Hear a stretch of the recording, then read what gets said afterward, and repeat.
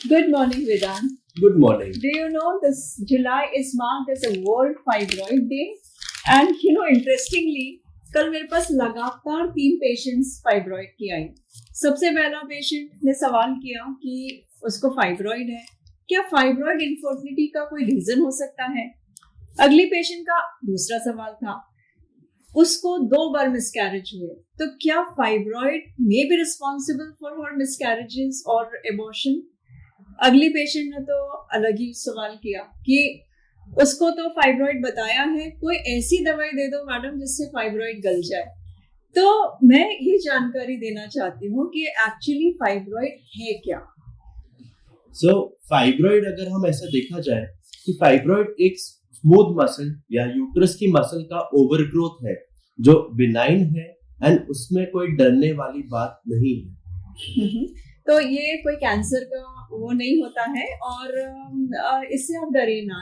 Doctor Shefali, अगर आपके opinion में फाइब्रॉइड के रिस्क फैक्टर क्या होते हैं? मैं ऐसा बोलूंगी कि हर तीसरा या चौथा patient, the incidence is so high, हर तीसरे चौथे पेशेंट को फाइब्रॉइड मिलता है और इसका रीजंस अनेक हो सकते हैं। साइंस ने आज तक पता नहीं कर पाया है, पर कई बार फैमिलीज में रन करता है, कई बार सिस्टर्स को भी था, मदर को भी है, मौसी बुआ सबको है।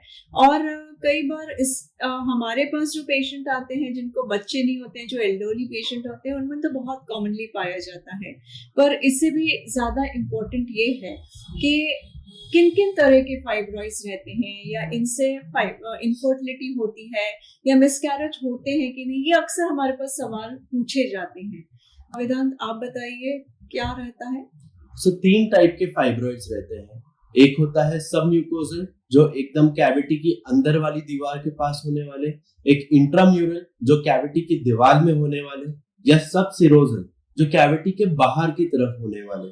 तो ये 3 बेसिक टाइप के फाइब्रॉइड्स होते हैं। पर इन तीनों का सिम्टम्स, इन तीनों का प्रेजेंटेशन कुछ अलग होता है।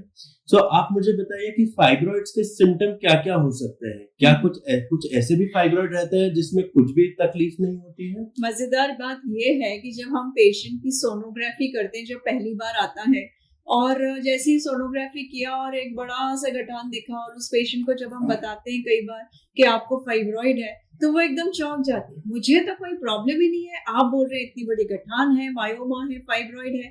तो कई बार ऐसे जो लड़कियां होती हैं वो एसिम्प्टोमेटिक होती हैं, पर कई ऐसी भी रहती हैं जिनको बहुत ज्यादा ब्लीडिंग होती है। मान लीजिए गठान जो है बच्चेदानी के अंदर है, तो उसमें ब्लीडिंग के चांसेस बहुत अधिक रहते हैं। और कई बार जो बच्चेदानी के बाहर रहती है, यूट्रस के बाहर सबसिरस फाइब्रॉइड्स रहते हैं, उससे प्रेशर सिम्टम्स रहते हैं। कई बार यूरिन बार बार जाना या बाथरूम रुक जाना या लैट्रिन में प्रॉब्लम होना, ये अक्सर प्रेशर सिम्टम्स कहा जाता है। तो कई फाइब्रॉइड्स जो हैं वो प्रेशर सिम्टम्स क्रिएट करते हैं और इनका डायग्नोसिस उसको कैसे किया जाता है? हम इनको बेसिकली 3 तरीके से डायग्नोस कर सकते हैं। या तो क्लिनिकल एग्जामिनेशन पे, या हम अगर किसी, जैसे आपने बोला था, कभी सोनोग्राफी करते हैं किसी और रीजन के लिए और हमें बाद में पता चलता है कि उनको फाइब्रॉइड्स था। और कभी कभी हम लोग को डीप एवेल्युएशन के लिए या उनको डिफरेंशिएट करने के लिए एमआरआई भी करना पड़ता है। ये 3 बेसिक मोडालिटीज है जो कॉमनली यूज किया जाता है फाइब्रॉइड डायग्नोसिस के लिए। आप मुझे बताइए कि अगर किसी को फाइब्रॉइड है, क्या उसको इनफर्टिलिटी हो सकता है उसके कारण? होता है तो वो किस तरीके से होता है? ये बड़ा ट्रिकी क्वेश्चन है, क्योंकि ये रोज पूछा जाने वाला सवाल है कि क्या फाइब्रॉइड इनफर्टिलिटी करता है या नहीं करता है। क्योंकि कई बार जब हम लोग पेशेंट देखते हैं प्रेगनेंसी में और उसको फाइब्रॉइड मिलता है तो लगता है फाइब्रॉइड के साथ ही प्रेगनेंसी हो गया। और कई बार जब हमारे पास पेशेंट आते हैं जो इनफर्टिलिटी में के लिए आते हैं, जिनको बच्चे नहीं हो पा रहे हैं और उनमें फाइब्रॉइड रहता है, तो उनका एक ही सवाल रहता है कि क्या फाइब्रॉइड निकाल देंगे तो प्रेगनेंसी हो जाएगा, क्या ये एक कल्प्रिट है या क्या ये ही विलन है हमारे बॉडी में जिस कारण से प्रेगनेंसी नहीं हो पा रहा है। तो अगर हम उसको देखें बारीकी से, तो जो फाइब्रॉइड बच्चेदानी के अंदर रहते हैं वो एक फॉरेन बॉडी का काम करते हैं, या जहाँ पे बच्चा बढ़ना है या प्रेगनेंसी बढ़ना है वो जगह मजे में फाइब्रॉइड बैठा हुआ है, तो प्रेगनेंसी कहाँ से आएगा। अगर कोई फाइब्रॉइड दीवार पे है तो वो भी एम्ब्रियो को होल्ड नहीं कर पाती है यूट्रस, या बच्चेदानी भ्रूण की पकड़ नहीं कर पाती है, जिस कारण से इनफर्टिलिटी हो सकता है। कई बार ट्यूब को ब्लॉक कर देते हैं फाइब्रॉइड, जिससे कि ट्यूबल ब्लॉक आता है, जिस कारण से प्रेगनेंसी नहीं हो पाता है। तो ये बात कहीं किसी हद तक सच है कि जिनको फाइब्रॉइड्स हैं उनको प्रेगनेंसी होने में दिक्कतें तो आती हैं। कई बार मिसकैरेजेस भी होते हैं, प्रेगनेंसी तो हो गया परंतु फिर मिस्ड एबॉर्शन हो गया, या ब्लीडिंग हो गई, या खून जम गया बच्चेदानी के अंदर, जिस कारण से फिर हमको अबॉर्ट करना पड़ता है, या वो प्रेगनेंसी बढ़ ही नहीं पा रहा है। तो fibroids are sometimes associated with miscarriages also. So अगर हम ट्रीटमेंट की बात करें, फाइब्रॉइड्स के बेसिकली 2 तरह के ट्रीटमेंट होते हैं। मेडिकल भी हो सकता है जिसमें दवाई गोली से ट्रीटमेंट करें, या सर्जिकल भी हो सकता है जिसमें हम लोग कुछ ऑपरेशन द्वारा उनको ट्रीट करें या निकालें।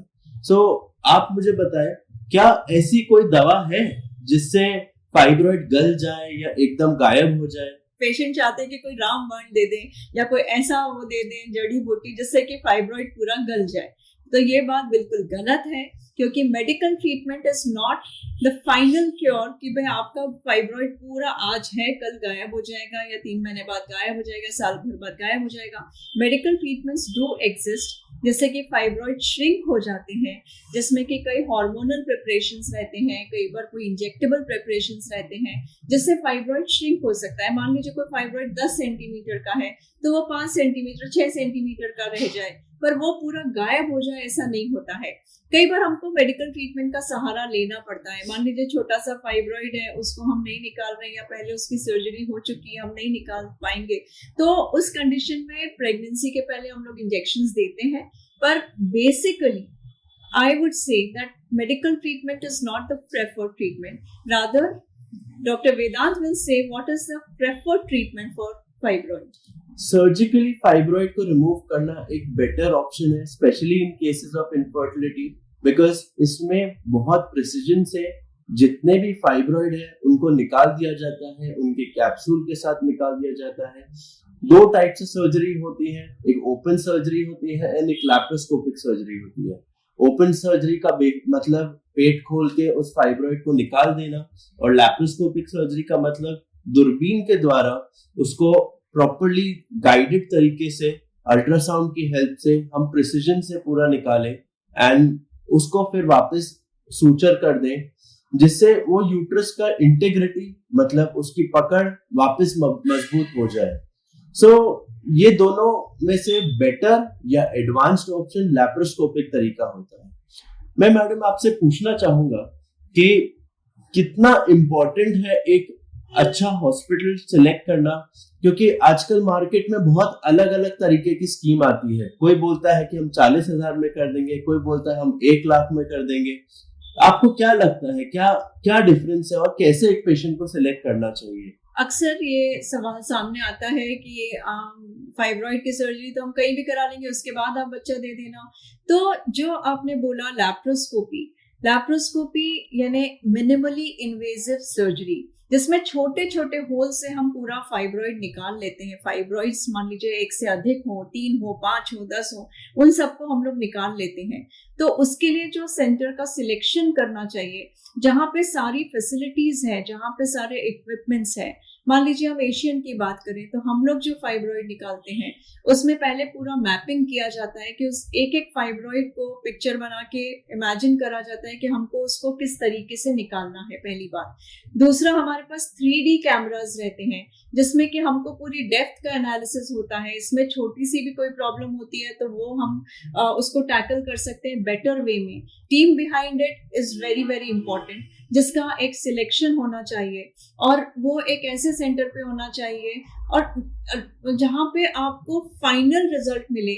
यानी आपका मेन एम केवल गठान निकालना नहीं है, बल्कि आपको ये गठान निकालने के बाद बच्चा होना है।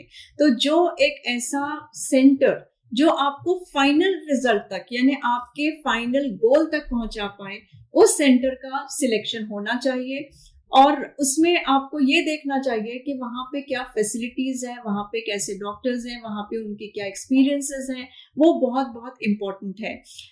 गठान निकालना बहुत आसान है, पर बच्चेदानी को एक नॉर्मल तरीके से सूचर करना, बिठाना, क्योंकि इस बच्चेदानी में 9 महीने तक गर्भ को आगे बढ़ना है, तो उस बच्चेदानी को पूरा तैयार किया जाता है जिसमें उसमें कोई दिक्कत ना आवे और उस काम को अच्छी तरह से हम कर पाएं।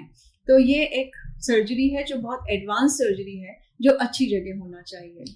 कई बार पेशेंट्स को ऐसा बोला जाता है कि आपके बच्चेदानी में मल्टीपल गठाने हैं, इसका शायद क्योर नहीं हो पाए, इसके लिए आप पूरा का पूरा यूट्रस निकाल दिया जाए, जिसे हमारी मेडिकल भाषा में हिस्टेरेक्टमी कहते हैं। आपका क्या राय है? जो हमारे पास पेशेंट बहुत डरे हुए आते हैं, डॉक्टर वेदांत आपने सही बोला, क्योंकि वो बोलते हैं कि हमको फलाने डॉक्टर ने बोला है कि अगर ये गठान को आपने हाथ लगवाया तो बच्चेदानी को पूरा निकालना पड़ेगा, आपकी बच्चेदानी पूरी नष्ट हो जाएगी। और वो इतने डरे रहते हैं कि वो उस बारे में बात भी नहीं करना चाहते हैं। उस बारे को आप अगर गठान के साथ में हमको बच्चा दे सके तो ठीक है, नहीं तो हमको आगे कोई ट्रीटमेंट नहीं करना है। रादर मुझे आपसे पूछना है कि कई बार गठान निकालते हैं और क्या ये पेशेंट वापस आते हैं आपके यहाँ नेचुरल प्रेगनेंसी लेके, क्या ये चांसेस बढ़ जाते हैं?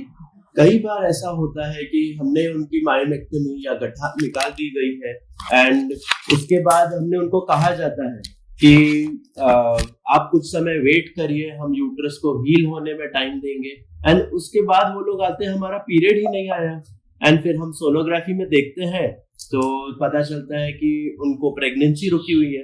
तो ऐसा कई बार होता है जिसमें ये गठान का बस हमने इलाज किया और नेचुरली प्रेगनेंसी रुक गई है एंड उसमें हमें और कोई भी इनफर्टिलिटी का ट्रीटमेंट नहीं करना पड़ा। तो स्पेशली इन पेशेंट्स में हम ये कह सकते हैं कि यही गठान थी जिसकी वजह से उनको बच्चे नहीं हो पा रहे हैं।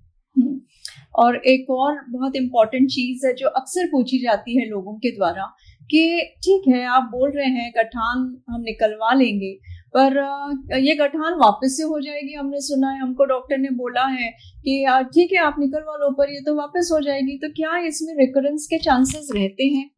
डेफिनेटली इसमें रिकरेंस के चांसेस रहते हैं, पर सही सवाल ये है कि क्या ये रिकरेंस कल ही हो जाएगा? क्या उसमें हम लोग गठान निकालेंगे और तुरंत ही वापस आ जाएगी? ऐसा नहीं होता है। उसमें रिकरेंस के चांसेस तो है, पर वो काफी लेटर 5 साल बाद 10 साल बाद रहते हैं एंड उसको अगर सही तरीके से सही प्रिसिजन से निकाला जाए तो इस रिकरेंस के चांसेस हम कम कर सकते हैं। आपको जो मैं फाइनल मैसेज देना चाहती हूँ, कई बार हमारे पास पेशेंट आते हैं जो गठान निकलवा के आते हैं, मान लीजिए 4 फाइब्रॉइड्स थे, 2 तो निकाल दिए, 2 रह गए। ऐसे केसेस में हम जब उनको बोलते हैं कि भाई अब आपके 2 गठान है, हमको 2 महीने बाद वो हमारे पास आते हैं, बोलते हैं कि अब हम जब उनको समझाते हैं कि आपकी गठान है तो हमको वापस निकालनी पड़ेगी, तो उनके आंखों से आंसू नहीं रुकते हैं। अरे 2 महीने पहले ही तो निकाले, अब आप बोल रहे हो फिर से ऑपरेशन करना पड़ेगा। तो आपके लिए जो फाइनल मैसेज है वो ये है कि आप एक बार पूरी चीज समझें, क्योंकि हमें भी ये बताना कि आपको दोबारा सर्जरी करना पड़ेगी बहुत मुश्किल होता है ये बताना, और आपका जो पूरा केस है वो इंडिविजुअलाइज्ड होता है जिसमें सारी गठानें निकालनी चाहिए। और जहाँ तक रिकरेंस का सवाल है, उन केसेस में ज्यादा होता है जिसमें इनकम्प्लीट एक्सिजन या सारी गठानें नहीं निकाली, उनमें ज्यादा रहता है। पर उनको ये समझाया जाता है कि गठान निकालने के बाद आपका प्रेगनेंसी का आप इलाज कराएं, और एक बार आपका मान लीजिए प्रेगनेंसी हो जाता है या आपका फैमिली कंप्लीट हो जाता है, उसके 5 साल बाद 10 साल बाद अगर कोई गठान होती भी है तो उसके बहुत सारे दूसरे भी ट्रीटमेंट होते हैं। उस समय मेडिकल ट्रीटमेंट हो सकता है, हम कर सकते हो। कुछ IUCD लूप्स होते हैं मेरीना टाइप के, जिसको हम फिट कर सकते हैं जिससे आपके सिम्टम्स खत्म हो जाए।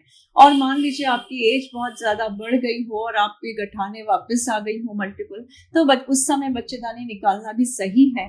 पर अभी अगर किसी को इनफर्टिलिटी है और उसको फाइब्रॉइड्स है, मायोमास है, तो उसको डेफिनेटली एक अच्छे सेंटर पे आगे इलाज के लिए आना चाहिए और उससे घबराना नहीं चाहिए। So we at Asian are there to help you in this baby journey and to help you in any of the gynec issues that you are facing. Feel free to contact us, and if you have any queries, you can definitely ask us.